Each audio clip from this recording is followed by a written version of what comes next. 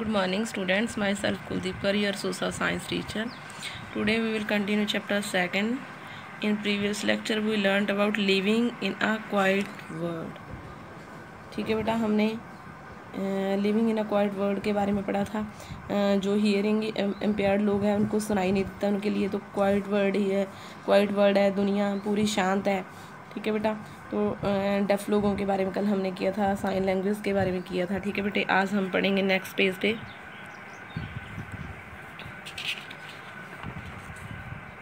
Living in a dark world. Dark क्या होता है बेटे? हनेरा। ठीक है बेटे, तो हनेरा किनको लगता है? जिनको दिखाई नहीं देता उनके लिए तो डार्क ही है। जिनको विजुअली, जो लोग विजुअली इम्पेयर्ड है उनके बारे में पढ़ेंगे।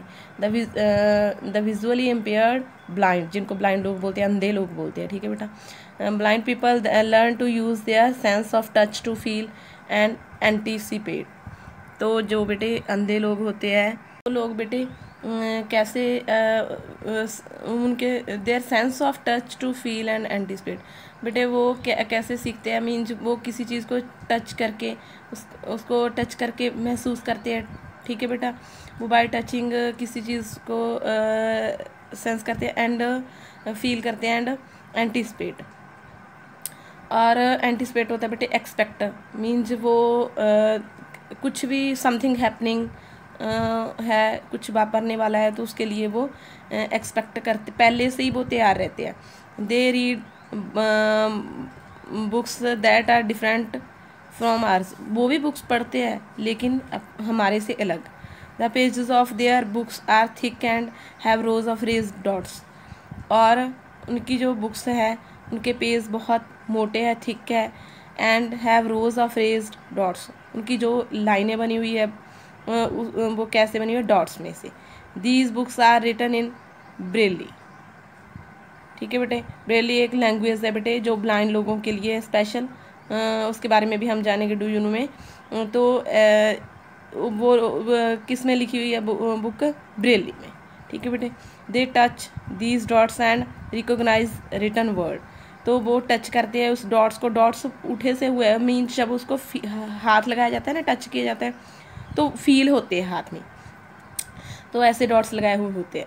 एंड रिकोगनाइज रिटन वर्ड, और वो टच करते हैं डॉट को एंड उनको पता चल जाता है कि वर्ड क्या, वर्ड लिखा हुआ है, सॉरी वर्ड शब्द क्या लिखा हुआ है। दस they read by running their fingers on them, तो वो क्या करते हैं? इस तरह वो रीड करते हैं, कैसे? अपनी फिंगर्स को रन करके, ऐसे ऐसे टच करके बेटा, ऐसे ऐसे टच करके फील करते रहते हैं कि क्या लिखा हुआ है, उनको महसूस होता रहता है कि ये अक्षर है, तो ऐसे ऐसे डॉट्स के ऊपर टच करके वो उसको रीड करते हैं। ठीक है बेटा, डू यू नो में क्या बताया? Braille was invented by Louis Braille.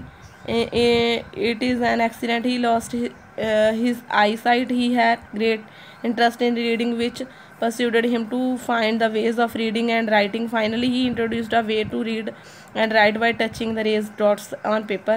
This script was named Braille in his honor. Louis Braille नाम का एक व्यक्ति था, वो उसका एक एक्सीडेंट में उसकी आई साइट चली गई थी, वो अंधा हो गया था, तो उसको पढ़ने का बहुत शौक़ था बेटे। उसने ये रिसर्च की थी इस लैंग्वेज की, इसी से उसके नाम से ही, ब्रेल नाम से उसके इस लैंग्वेज को क्या कहता है? ब्रेल कहा जाता है। ठीक है बेटे, द हियरिंग इम्पेयर्ड और visually impaired children deserve our understanding and not pity, जो जिनको सुनाई नहीं देता, जैसे हमने कल अंजलि के बारे में पढ़ा था, और जो विजुअली इम्पेयर्ड है जिनको दिखाई नहीं देता, ऐसे जो बच्चे होते हैं डिजर्व आर अंडरस्टैंडिंग, वो हम क्या डिजर्व करते हैं कि हम उन्हें समझा सकें, हमारी अंडरस्टैंडिंग, नॉट पिटी, दया नहीं, हम उनको कोई भी चीज़ समझा सके। They do not have ability to hear, उन लोगों में एबिलिटी नहीं है कि वो सुन सके, बाय देयर ईयर्स, अपने कानों से सुन सके, और देख सके विद देयर आइज, अपनी आंखों से देख सके, ना तो वो देख सकते हैं ना सुन सकते हैं। जो हियरिंग इम्पेयर्ड है वो सुन नहीं सकते, जो विजुअली इम्पेयर्ड है वो देख नहीं सकते, but they can be guided to move around on their on like other people, पर उनको गाइड किया जा सकता है कि वो अपने काम अदर लोगों की तरह अपने काम कर सकें। They can study and work hard at different occupation professions, वो भी स्टडी कर सकते हैं एंड वर्क कर सकते हैं अपने प्रोफेशन में, अपने ऑक्यूपेशन में। They can prove to useful member of society if they are given proper facilities, अगर उनको अच्छी प्रॉपर फैसिलिटीज़ मिले तो वो लोग भी अपने आप को प्रूव कर सकते हैं कि वो भी कितने यूज़फुल मेंबर है सोसाइटी के। अपॉर्चुनिटी एंड गाइडेंस, अगर उनको अच्छी फैसिलिटीज़ मिले, अपॉर्चुनिटी मिले एंड उनको गाइडेंस मिले। We must give them respect, हमें उनको रिस्पेक्ट देनी चाहिए। Never be afraid to ask if they need any help, हमें उनसे डरना नहीं चाहिए अगर उनको हमारी कोई ज़रूरत है। दे नीड एनी हेल्प, अगर उनको कोई ज़रूरत है हेल्प की, ठीक है बेटे, हमें उनकी हेल्प करनी चाहिए। अगर हमें भी कोई लोग मिलते, चाहे हमारी क्लास में कोई बच्चा है ऐसा, चाहे हमारे नेबरहुड में है कोई, तो हमें उन लोगों की बेटे हेल्प करना चाहिए, ठीक है। आप लोगों ने ये चैप्टर से क्या सीखना है कि ऐसे लोगों की हेल्प करनी चाहिए, क्योंकि वो लोग भी प्रूव कर सकते हैं, वो भी बहुत अच्छे हो सकते हैं, ठीक है बेटा। ये था बेटे, यहाँ तक हमने कल करना है, बाकी बेटे ये मैं कल पढ़ाऊँगी एंड इसके बाद बुक वर्क होगा वो भी कल करेंगे। चैप्टर मेन हमारा यहाँ तक है, यहाँ तक आप लोगों ने पढ़ना है, ठीक है बेटे।